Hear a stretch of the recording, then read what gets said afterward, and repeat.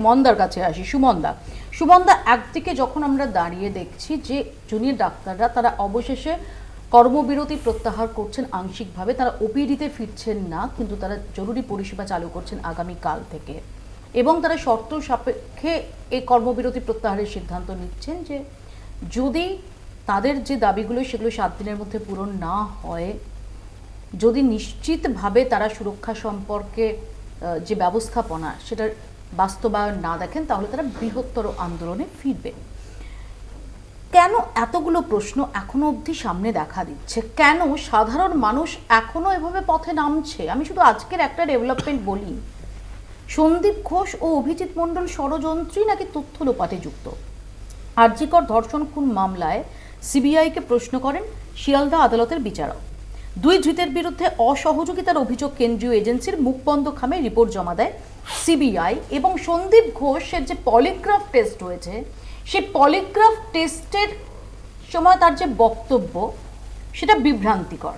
আমি এখানে দর্শকদের জন্য বলে রাখি যে নার্কো টেস্ট চায় সিবিআই, এই পলিগ্রাফ আর নার্কো টেস্ট কি ঠিকই যে আদালতে গ্রাহ্য নয়, কিন্তু পলিগ্রাফ টেস্ট হচ্ছে গায়ে এমন কিছু যন্ত্রর সাহায্যে, কিছু সরঞ্জামের সাহায্যে তার যে ভাইটাল প্যারামিটার্স সেগুলো দেখা, যে যখন তাকে প্রশ্ন করা হচ্ছে, সাধারণভাবে ধরে নেওয়া হয় যে যখন আমরা মিথ্যে বলি বা অ্যাংজাইটিতে থাকি তখন কিছু প্যারামিটার্সের চেঞ্জ হয়, সেই চেঞ্জগুলোকে ইন্ডিকেট করে পলিগ্রাফ টেস্ট, যেটা দিয়ে কনক্লুশনে পৌঁছানো যায় না হয়তো, কিন্তু তদন্তকারীরা মোটামুটি একটা আভাস পেতে পারেন যে যাকে জিজ্ঞাসাবাদ করা হচ্ছে সে সত্যি বলছে নাকি মিথ্যে বলছে। আর নার্কো টেস্ট, যাকে যে নার্কো টেস্টের মাধ্যমে আচ্ছন্ন করে দেওয়া হয় এবং আচ্ছন্ন অবস্থায় তাকে যে প্রশ্ন করা হয়, সেই প্রশ্নে যখন নিজের মস্তিষ্কের উপর নিয়ন্ত্রণ থাকে না, তখন সাধারণভাবে সত্যি কথাগুলো উগড়ে দেয়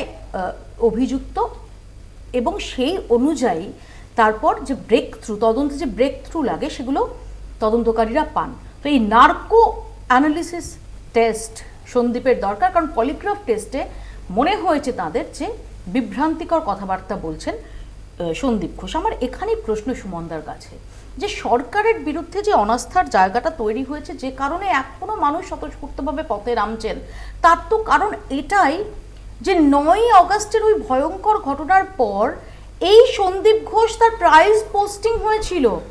এই ওসি টালা অভিজিৎ মণ্ডল স্বয়ং মুখ্যমন্ত্রী প্রশ্ন করেছিলেন যে একে যে 4টে বেসরকারি হাসপাতাল তারা ভর্তি নেয়নি, তাদের বিরুদ্ধে কি ব্যবস্থা হয়েছে?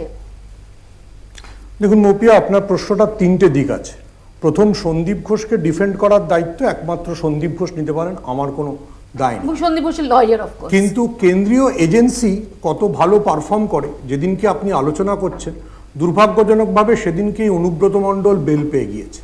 তাহলে অনুব্রত মণ্ডল নিয়ে যত আলোচনা, টেলিভিশনে যত খাপ পঞ্চায়েত, ইডি সিবিআই এর যত সূত্র দিয়ে যত তথ্য এসেছিল, সেগুলো আজকে নস্যাৎ হয়ে যাচ্ছে। কিন্তু বেল পাওয়া মানে তো আমি একবারও বলছি না তার বিরুদ্ধে অভিযোগ উইথড্র হয়ে গেছে, কিন্তু অরবিন্দ কেজরিওয়াল থেকে মনীষ সিসোদিয়া এবং আজকে অনুব্রত মণ্ডল প্রত্যেকের বেল পাওয়া এটা প্রমাণ করে যে কেন্দ্রীয় এজেন্সির পারফরমেন্স ঠিক না।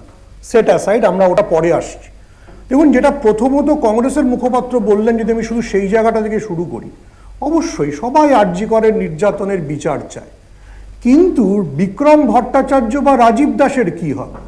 যে সমস্ত প্রান্তিক মানুষরা সরকারি হাসপাতালে এসে ফিরে যাচ্ছে, যারা মারা যাচ্ছেন, তারা কি নাগরিক নয়? আমরা যখন এই নাগরিক সমাজের বিক্ষোভ দেখব, বিক্ষোভ চলছে বলে বলছি, আমার মনে হয় এটা শ্যামবাজার থেকে গড়িয়াহাট অবধি নির্দিষ্ট। কোন্নগরে যারা থাকেন তারা নাগরিক নন, বা বসিরহাটের সিরাজুল ইসলাম মারা গেলে নাগরিক নন, বা মুর্শিদাবাদের কেউ মারা গেলে নাগরিক নন। তাদের কি জীবনের মূল্য নেই? মানে তারা সরকারি হাসপাতালে আসবেন, চিকিৎসা পাবেন না, ফিরে যাবেন, এটাই নিয়ম হয়ে যাবে? আমি আবার বলছি যে মানে পুরোটার মধ্যে আমাদের একটা ইনস্ট্যান্ট নুডলসের মতো ব্যাপার আছে, যে এক্ষুনি তদন্ত শেষ হবে, এক্ষুনি বিচার হবে, এবং যতক্ষণ না বিচার হবে আমি সরকারি হাসপাতাল চলতে দেব না। এটা পৃথিবীর কোনো সুস্থ সিস্টেম হতে পারে না। কই বেসরকারি হাসপাতালে তো যারা চিকিৎসা করেন তারা একবারও বলছেন না যে আমরা ওই আন্দোলনে সমব্যথী, আমরা বেসরকারি হাসপাতালে কাউকে চিকিৎসা করব না। অথচ তাদের একটা অংশ তারা কিন্তু এই জুনিয়র ডাক্তারদের এতদিনের যে কর্মবিরতি সেটাকে সমর্থন জানি।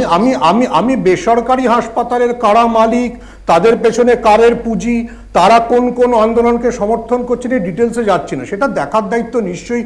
আমি বলছি যে বসিরহাটের যে ছেলেটি এসে ফেরত চলে গেছে, মানে আমরা একটা জিনিস ভুল করি যে শহরের নাগরিকের, গড়িয়াহাটের নাগরিকেরও একটা ভোট, বসিরহাটের নাগরিকেরও একটা ভোট, এবং কন্যাগড়ে যে বিক্রম ভট্টাচার্য মারা গেছে তার মায়েরও একটা ভোট। ফলে আমরা শহরের কোয়ান্টিফাই দিয়ে পুরো বাকি জনগণকে বিচার করার চেষ্টা করি। আবার আমি বলছি যে নাগরিক সমাজটা কি শ্যামবাজার থেকে গড়িয়াহাটে শেষ হয়ে যায়? বসিরহাটের সিরাজুল ইসলামের চিকিৎসা পাওয়ার অধিকার নেই? রানাঘাটের দুর্গাশীলের চিকিৎসা পাওয়ার অধিকার ছিল না? আন্দোলন নিশ্চয়ই চলবে, কিন্তু যারা বলছেন 1983-তে যখন জুনিয়র ডাক্তার আন্দোলন করেছিল তখন কি হয়েছিল? তখন তো জুনিয়র ডাক্তাররা যারা আন্দোলন করছিল তারা পাশাপাশি ক্লিনিকও চালাচ্ছিল। এর আগে ভারতবর্ষে কোথাও আন্দোলন হয়নি, কিন্তু আপনি পুরো সরকারি চিকিৎসা ব্যবস্থাটাকে বন্ধ রাখবেন, এটা কোনো সিস্টেম হতে পারে না।